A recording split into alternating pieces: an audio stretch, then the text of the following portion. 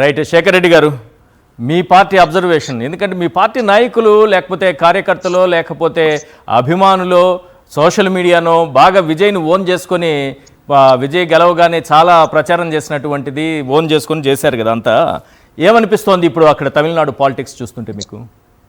Sir నమస్తే అండి, ఈశ్వర్ గారు, మీకు తోటి ప్యానలిస్టులకి, సాక్షి టీవీ మీరు కూడా గుడ్ ఈవినింగ్ సార్. సార్ విజయ్కి రాజకీయాలు అంటే ఎలా ఉంటాయని చెప్పి బీజేపీ నేర్పిస్తుంది సార్, ఒక ఇండికేషన్ ఇస్తా ఉంది. బాబు నిన్నగా మొన్న వచ్చావు, రాజకీయాల్లో గెలిచావు, ప్రజా మద్దతు ఉంది, కానీ చంద్రబాబు నాయుడు లాగా రాజకీయం చేయడం నేర్చుకోని చెప్పి నిరూపిస్తున్నట్టున్నారు సార్.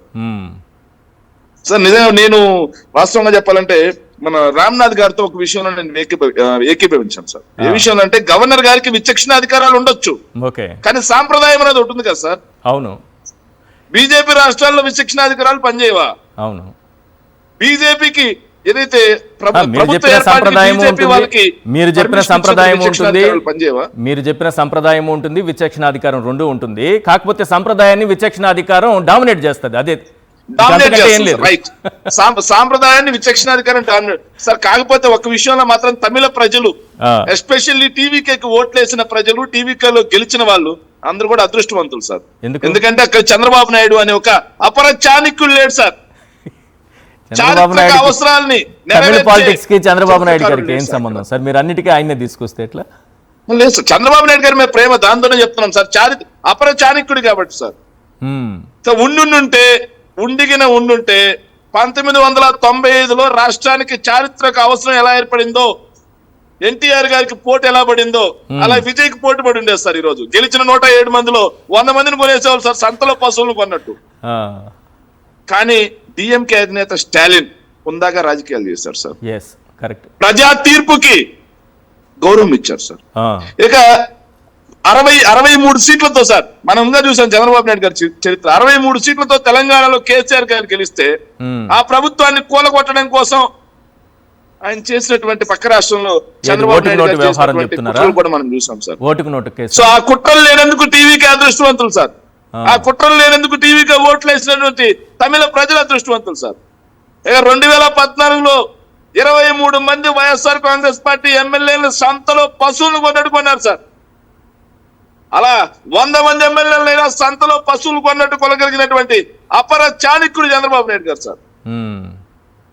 కొని ప్రభుత్వాన్ని ఏర్పాటు చేసుకొని మళ్ళీ చారిత్రక అవసరం అని చెప్పి బ్యానర్ హెడ్డింగ్ వేయించేవాడు సార్. తమిళ పేపర్లో కూడా, తమిళ ప్రజల మెదళ్లలో కూడా చంద్రబాబు నాయుడు లేకపోతే తమిళ ఏమైపోయేదో, తమిళ భాషకి, సంస్కృతికి ఏదో చూసి చదివారు దాన్ని, ఇప్పుడు మీరు అది ఆ ప్రస్తావన తీసుకురావాలా ఏంటి సార్? ద్రవిడ సంస్కృతికి అని కూడా రాపించేవాళ్ళు సార్. తమిళ ప్రజలు ఇదే నిజమని నమ్మించేవాళ్ళు సార్. చంద్రబాబు నాయుడు లేకపోతే మన తమిళ జాతి ఏమై ఉండేది అని రాయించేవాళ్ళు సార్. సార్ ఎందుకు సార్ అంత అవసరం? తెలుగుదేశం పార్టీ ఏ సిద్ధాంతంతో పుట్టింది సార్? మిమ్మల్ని అడుగుతున్నా, చెప్పండి సార్. కాంగ్రెస్ వ్యతిరేకంగా తెలుగుదేశం పార్టీ పుట్టింది. తెలుగు వారి ఆత్మ గౌరవం అని తెలుగుదేశం పార్టీ పుట్టింది.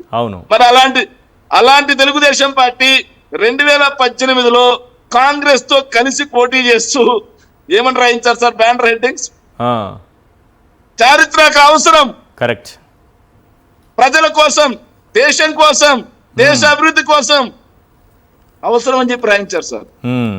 అంత భావ వ్యతిరేకత ఉన్నటువంటి రెండు పార్టీలను కలిపి భావ సారూప్యత అని రాయించినట్టు ఉన్నటువంటి వ్యక్తి చంద్రబాబు నాయుడు గారు సార్. సో అలాంటి వ్యక్తి లేకపోవడం తమిళ ప్రజలు చేసుకున్నటువంటి అదృష్టం సార్. ఈ రోజు ఉండుంటే తమిళ రాజకీయాలు కూడా భ్రష్టు పట్టుండే సార్. స్టాలిన్ లాంటి హుందాతనం కలిగినటువంటి వ్యక్తి, స్టాలిన్ ప్లేస్ లో నిజంగా చంద్రబాబు నాయుడు గారు ఉంటే ఏఐడిఎంకేతో కలిసి ప్రభుత్వాన్ని ఏర్పాటు చేసి, ఈ సినిమా వాళ్ళకి రాజకీయాలు ఏం తెలుసు, కొత్తగా వచ్చాడు, రాష్ట్రం అప్పుల్లో ఉంది, రాష్ట్రం సంక్షేమం అయిపోద్ది, అభివృద్ధి ఆగిపోద్ది, మేము లేకపోతే రాష్ట్రమే లేదు, రాష్ట్ర ప్రజలకు తినడానికి తిండి కూడా ఉండదు, తమిళనాడులో ఐటీ తెచ్చింది మేమే, తమిళనాడులో ఫ్లైఓవర్ వేసింది మేమే, తమిళ ప్రజలకు తినడం నేర్పించింది మేమే, తమిళ ప్రజలకు తమిళం నేర్పించింది కూడా మేమే. చెన్నైలో బీచ్ ఎవరు తెచ్చారు? చంద్రబాబు. మెరీనా బీచ్ చంద్రబాబు నాయుడు, చెన్నై పోర్ట్ చంద్రబాబు నాయుడు గారు, ఐఐటి చంద్రబాబు నాయుడు గారు, అన్ని చంద్రబాబు నాయుడు గారు రాయించేవాళ్ళు సార్. కానీ నిజంగా డిఎంకే అధినేత స్టాలిన్ గారిని చూసిన తర్వాత రాజకీయాల్లో ఎప్పటికీ కూడా కొంత విలువలు ఉన్నాయని అర్థమైంది సార్. రైట్. ఇప్పుడు అవకాశం ఉన్న కాదు ఇప్పుడు ఏడీఎం ఇప్పుడు సార్ మీ వాయిస్ రాలేదు సార్. విజయ్ సీఎం గా ప్రమాణ స్వీకారం చేస్తారని కాన్ఫిడెన్స్ తో ఉన్నారా?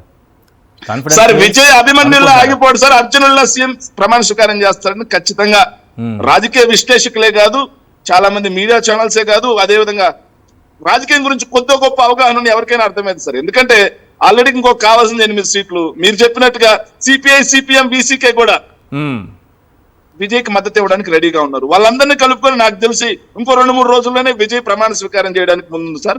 కాకపోతే విజయ్ కూడా ఒక రకంగా అదృష్టవంతుడు సార్. సో విజయ్ రేపు పరిపాలన ఒక 1 year పాటన్నా శుభ్రంగా చేసుకొని ఇస్తాం, తర్వాతే ప్రశ్నిస్తామని చెప్పేసి స్టాలిన్ ప్రకటించాడు సార్. అదే ఇక్కడ అయ్యుంటే సీఎం గా కూడా ప్రమాణ స్వీకారం చేయించేవాళ్ళు కాదు సార్. ఇక్కడ అయ్యుంటే విజయ్ పార్టీని అసలు విజయ్ క్యారెక్టర్ ని, విజయ్ పార్టీని నీచంగా చిత్రీకరించుండేవాళ్ళు సార్. దానికి ఉదాహరణ సార్ కుల సత్తా అని ఒక పార్టీ ఉంది సార్, సారీ లోక్ సత్తా సార్. దాని నాయకుడు ఉన్నాడు సార్, పాపం విజయ్ అని చెప్పి గెలిస్తే దానికి అతను ఎందుకు బాధపడిపోతున్నాడో తెలియట్లేదు సార్. ఏమైందంటే ఆయనకి ఏమో నాకు అర్థం కట్టలేదు సార్. పక్క స్టేట్ లో విజయ్ గెలిస్తే అతను తెగ బాధపడిపోతున్నాడు సార్. కానీ ఇక్కడ చంద్రబాబు నాయుడు వెన్నుపోటు పొడిచి లాగేసుకుంటే ఆనందంగా ఉన్నాడు సార్. ఇక్కడ చంద్రబాబు నాయుడు ఇంకో మాట అన్నాడు సార్, డిఎంకే పార్టీ అభివృద్ధిని వికేంద్రీకరించింది, చెన్నైతో పాటుగా అన్ని నగరాలను ఏర్పాటు చేసింది.